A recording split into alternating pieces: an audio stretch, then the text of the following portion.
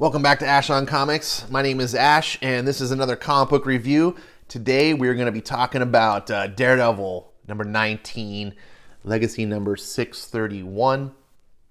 For any of those people who care about that, we all should care. Hopefully, Marvel will go back to their legacy numbering. They probably will once the book hits a major number like 650 or 700, so they can get those huge promotional bucks. This is Inferno Part 1 of 2, so it's a new run of, or new arc, I should say, of Daredevil. I have been a huge proponent of this book. I need to give shout out to Wes at Thinking Critical for kind of putting this on my radar, and then Sergeant Batts for actually donating digital copies of the first 3 issues for me to read. I did a review of those books and talked about those. That turned me around. I was basically anti-Marvel, just whatever, and I was like, yep, this is really good. I had to eat a little bit of crow. I had to admit the truth. I think that's important. Hopefully you as a viewer, whether you agree with my opinions or disagree with my opinions, that's okay. I think it's important, to me, it's important that you understand that I do have integrity and I'm always being honest with you. And I will not just shit on a book because I have a grudge or something against things, and I won't just praise a book the other way around. I'm not a shill and I'm not a hater. I really do try to be honest, and I will say when I'm wrong about something and give it credit, like Daredevil. So bravo, Chip Zdarsky, even though you continue to block me for no reason at Marvel. You are doing a hell of a book, and you are keeping your mouth out of social media. Unlike Dan Slott, you're not saying bad things to customers. And that's what I've asked for comic pros to do. So what more can I ask? You're delivering a good book. Now, 1 through 18 has been an outstanding run. If you're not a Daredevil fan, this is a book that could turn you into one. Starting at number 1 is a good starting point. If you've never read Daredevil before in your life, you can really pick it up from there. I recently linked on Twitter. You can get the first trade paperback, which is, I think, the first 5 or 6 issues. I think it's 6 issues. It's $9.99, free 1-day shipping in my area. So I don't know. Obviously, not everyone's going to have that same option depending on where you live, but that's a great price. 120 pages for under $10. You could be paying $35 for half as many pages on the comic on Indiegogo from someone who might take a year to deliver it and not deliver 1/10 of the story. I don't know. Maybe. I don't know. Maybe you'll get something great there too. I don't know. I'm just saying $10. This is Daredevil, and it's Daredevil done great. The first 18 issues are fantastic. It's not a comic that I recommend people just pick up for arcs. I had a talk with my pal Chip. I just said Chip. He's gonna freaking slap me. Skip and Tosh, who does partnership with Wes over Thinking Critical. He's got his own Twitch channel. So I'm sorry, Skip, but Skip's a good guy. I'm sure he's laughing with me right now at my faux pas. He talked about, I'll just pick up these, this next run or whatever. I'm like, you could do that. I urge you to pick up from issue 1 and read the whole thing, because it is one long soap opera. There's huge character arcs and development, and there's a whole new character named Cole North who's introduced in this series, and the arc that he goes through and his change of his character is fascinating. These stories like this one, Inferno, they're more like chapters. And so you can kind of divide it up in thematically, but you want to read this whole thing. Issue 18 was phenomenal. I really have been loving where this book is going, and I was really excited to read this one. So now that I've just blown through all my time limit, let's talk about the book a little bit. Marco Checchetto is back in the artist chair, and he's the guy we like, even though they did get a competent fill-in artist finally. So things left off, a bunch of supervillains were called in to just destroy Hell's Kitchen. And you were like, uh-oh, big cliffhanger. And here it is. And this issue just takes off. Boom, cars blowing up. People are like, what the? And there we see, is that Crossbones, I think is his name. We got Bullseye over here. I think looking pretty cool, actually. I mean, I like the typical Marvel costume of Bullseye, but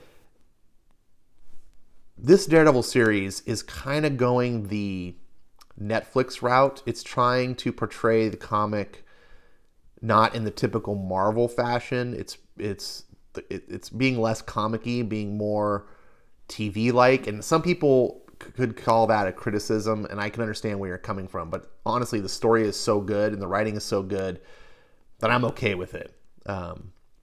Rhino, never been cooler to me. Like, I always thought Rhino was a dorky character, but yeah, these guys are been paid to just wreck Hell's Kitchen, and they're here, and boom, that shit just starts getting real. Gunfire, people getting shot. There's just a random cop here. Shit, call it in.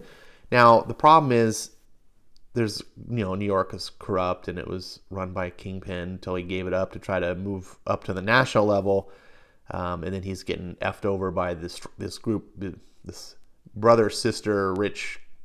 I keep wanting to say couple, but they're not a couple. It's a brother and sister, and they're basically the richest people in the world, I guess, or America, and they're like the Kingpin at even above. They're the bigger fish, if you will. I heard that term. There's always a bigger fish. Kingpin has met his bigger fish, and they're trying to do things, and they call this order to wreck Hell's Kitchen. The cops are not allowed to go in because this is a big, huge corruption thing, and just hell has come to Hell's Kitchen. I just love this. I think what makes this work, remember I talked about the Marvel, it's not drawn like the Marvel way, it's done in a more realistic fashion. I believe that style helps sell this narrative. If this was done in a more comic booky Marvel style, it could still be a fun story, but it would be a little bit more cartoony. This comes across heavier on the drama. The stakes feel real. Look at this shot here of the woman. She's hiding behind the car door. Bullets are ricocheting off everywhere, and the kid's in the car seat, and he's just reaching for his mom. There's emotion here. And I urge you, if you're reading these books, don't just skim through from word bubble to word bubble. Soak it all in. The drama is in the visuals. So this is one of the reasons why Chichetto is so great, And look at Bullseye, just a psycho. A young mother in distress? God, I hate mothers. I wonder why that is. And then this shop clerk is like trying to protect her. Come, quick, my shop will pro. Bullseye doesn't have any of that. Bang. Ba-ching. And ricochets off of something to hit the dude right through the forehead as the woman's running. She's just like, just think about this. And it's like, no, Bullseye, we're supposed to keep casualties to a minimum. Fuck off, Bullet. I got him from the front so he didn't ruin the lady's nice clothes. And he's just a psycho. And I needed a spooker. She was going to throw the baby at me. Do I look like I do well with And then, boom, he gets tackled. Then now it's fake Daredevil. And Bullseye's just like, ooh, a Daredevil. I fucking love killing those. So it's a little bit much on the forced cursing, but I understand that they're trying to make this like an adult drama. Then we see this woman. This bothered me a little bit. Of course, the man is too afraid to do anything, so the woman gets the Daredevil outfit. Cole and Daredevil are turning to the scene, and Daredevil's like, turn, and then boom! And Stiltman has never been cooler. And in fact, I would argue Stiltman has never been not ridiculous until now. Like, this made me go, oh crap, Stiltman. Just they made these characters kind of scary. I would love to see a Daredevil movie done this way. And Crossbones is just like, the cops are showing up, and he's like, we were told that there was no pigs, and he just grenade launchers them. And it's just, chaos. And it just, shit's getting real. And then we see one of the big emotional moments here is the people Yeah, it's a common theme in New York. The New York rallies amongst its own.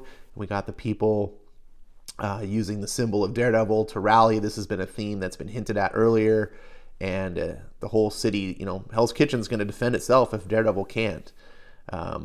So, of course, they're not really fit to fight these super criminals, but Cole North can hold his own. I mean, remember, he did beat up Daredevil. Daredevil at 50%, but so I'm kind of getting lost here as I'm trying to think.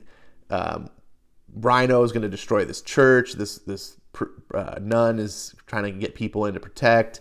There's a lot going on. Kingpin is having to face facts that the Strom winds, have dominated him essentially, and Daredevil comes across the fake Daredevil guy, and he realizes it's people. They help. They fight. They heal. We're in it together, united by, and this guy's like, I tried to. Hey, you did good. You'll be fine. Hold my mask against your wounds until the medics arrive. I tried. Daredevil was a symbol. I tainted it, and they took it back. It was bigger than me. It was always bigger than me. They carried my burden, my sins. They shouldn't have to. And so here we're seeing what this Inferno story is going to be, is Daredevil. It's seemingly going to be Daredevil being able to come back as Daredevil because he's realized what it really means. And Matt's getting it out of his own head, and that the people are going to be Daredevil even if he's not. And there's no reason why he should sit idly by and watch them do what he should have been doing all along. Then we get this thing with the sister, she's just like, we need to leave the church. He's going to destroy it. And the priest is like, my Lord, what's going on? And it's like, Sister Elizabeth? No, Father. Call me Mary. And so it's like, oh, damn. Zdarsky's pulling out all the stops. Typhoid Mary. And then we get a scene with Bullseye. It's like, oh, God, really? Is there no fucking end? You fake daredevils. Not fake, Lester. Just Daredevil. So I loved everything really kind of up to this scene here, and it's not Zdarsky's fault. I don't like dad bod Daredevil. I get it. We're drawing the realistic human, right? This is what it would look like on a TV show because real humans don't have comic book proportions, but it's just weird being a comic book fan for so many years, seeing this. Maybe I'm being overcritical. You tell me. But this was otherwise a fantastic book. I love Daredevil. I love the character for the longest time, and it's always been hard for me to read because Frank Miller set the bar for Daredevil. And there's been too many people that just couldn't come close to that bar. So it's really hard for me. I'm just like, if I can't have Frank Miller, I'm not gonna. I'm a snob that way. Once I realize how good something can be, I don't really like accepting less. Or at least not much less. Now, this is not as good as the Frank Miller was to me, but in this era, it feels kind of on that level. It's so much better than everything else Marvel's doing. It kind of feels like what Frank Miller was doing back in the 70s and 80s of just like, he's like playing in another league, right? It's like, it's just on another level, and it's relative, I know, but this is a good book.